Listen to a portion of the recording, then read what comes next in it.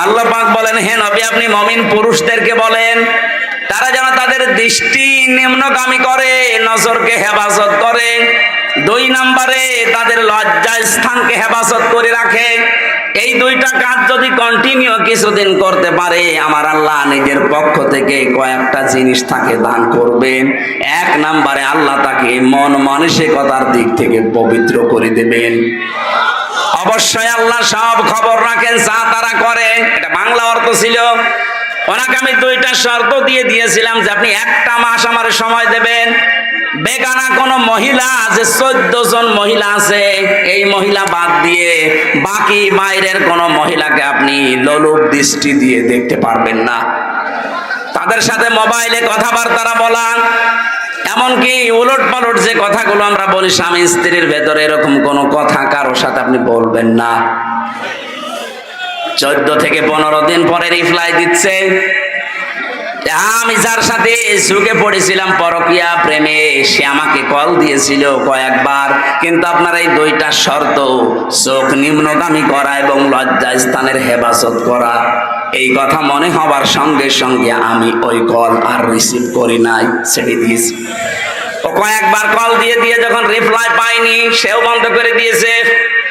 2 নম্বরে বাইরের মহিলাদের দিকে চোখ পড়লে একটা আলাদা আবেশ আমার ভেতরে তৈরি হতো। হ্যাঁ, এটা মানুষের ভেতরে তৈরি হবে, এটা স্বাভাবিক।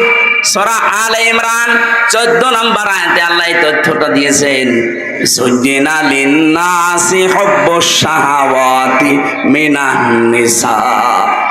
দুনিয়ায় আমি আকর্ষণীয় করে দিয়েছি, লোভনীয় বস্তু বানিয়ে দিয়েছি, শোষিত করে দিয়েছি 7টা জিনিসকে। তার ভেতরে 1 নম্বরে নারী।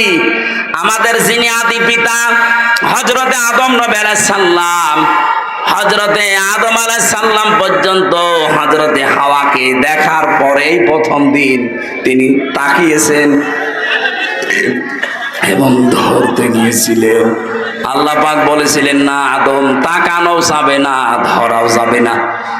এই যে নিষিদ্ধ জিনিসের প্রতি মানুষের আকর্ষণ, এটা কিন্তু সেই প্রথম দিক থেকে। ও আমাকে এইভাবে লিখেছিল যে কয়েকদিন দেখি মাঝে মাঝে যারই পড়ে চোখ, নিচের বোর ছাড়া ওটা আরো সুন্দর মনে হয়। এটা শয়তান জাল হিসাবে ব্যবহার করে আপনাকে ধোঁকা দেয় এই চোখকে। আমি খালি ওই 2টা কথা মনে করতাম যে আমার লজ্জা স্থানকে হেফাজত করা লাগবে আর চোখকে নিম্নগামী করা লাগবে। এই পদ্ধতি অনুসরণ করে দেখলাম না, ওদিকে আর মন যাচ্ছে না। বাড়িতে আসলাম, এই যে কিছুদিন, এই 14-15 দিনের ভেতরে মেয়েদের প্রতি আকর্ষণ আমার এই আমল করার কারণে সব যেন অদৃশ্য শক্তির কারণে নষ্ট হয়ে গেছে। বাড়িতে এসে স্ত্রীকে নাম ধরে ডাক দিলেন, ঈশা, নাম ছিল ঈশা। ডাক দেওয়ার পরে আমার কাছে এসেছে, তাকে আমি আদর যত্ন যতটুকু মায়া মহব্বত দেখানো দরকার দেখালাম। তাকে বললাম এই এই ঘটনা ঘটেছিল। শুকরিয়া আদায় করলাম আল্লাহর কাছে, মহান আল্লাহর 2টা ঔষধ মাত্র এই পুরুষ যারা আমরা আছি। এরপরে আয়াত আল্লাহ নারীদের কথা দিয়েছেন, ওয়াকুল লিল মুমিনাতি ইয়াগুদনা মিন আবসারিহিন্না ওয়া ইয়াহফাযনা ফুরুজাহুন্না ওয়া লা ইবদিনা জিনাতাহুন্না ইলা আখিরি আয়াত।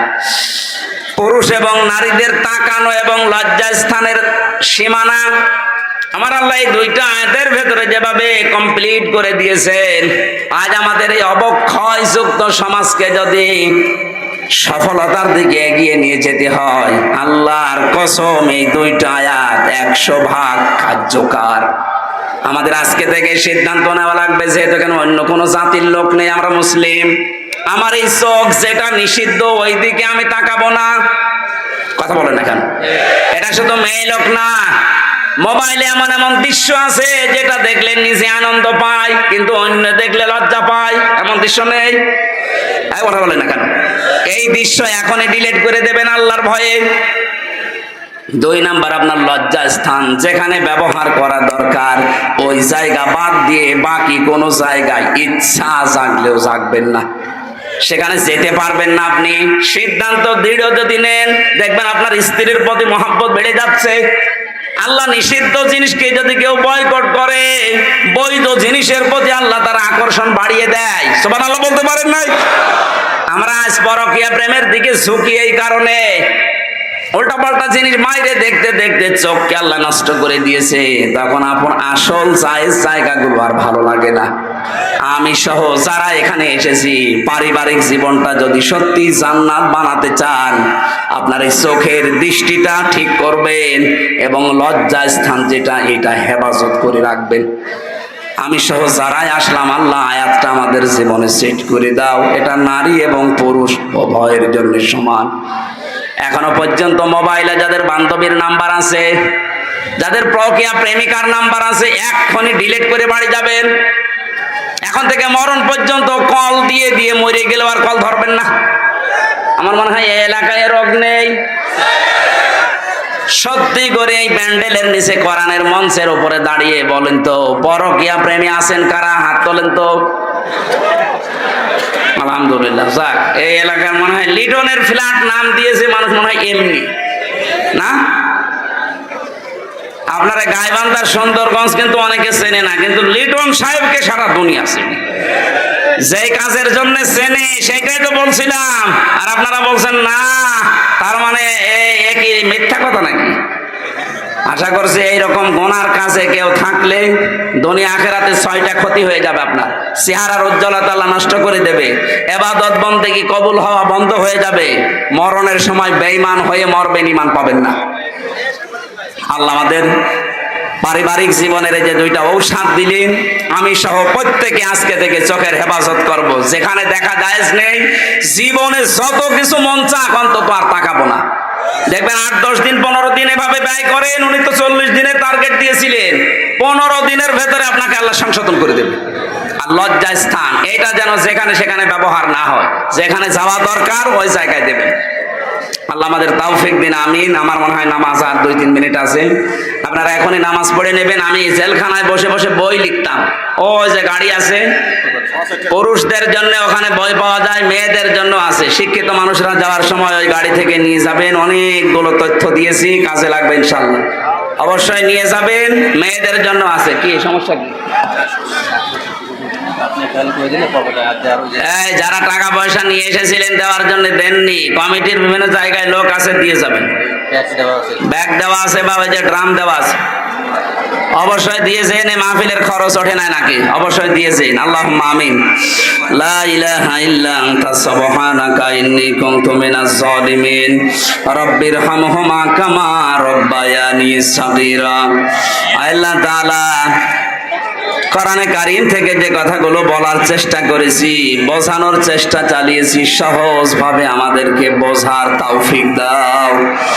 আজকের এই আয়োজনে যারা আঞ্জাম দিয়েছে এই যুবকদেরকে তুমি কবুল করে নাও। আগামীতে এই মাহফিলটা কোরআনের ইজ্জতে আরো বিশাল আকারে কবুল করে নাও। আল্লাহ তাআলা তুমি যাই করো করো, দুনিয়াতে আমাদের সব কিছু মিটিয়ে দাও, আখিরাতে আমাদেরকে তুমি বিপদে ফেলো না। আজ থেকে মরণ পর্যন্ত আমাদের চক্ষুকে হেফাজত করা, লজ্জা স্থানের হেফাজত করার যে ঔষধ দিয়েছো এটা প্রয়োগ করার তৌফিক দাও। আমাদের ব্যক্তি, পরিবার আর সমাজ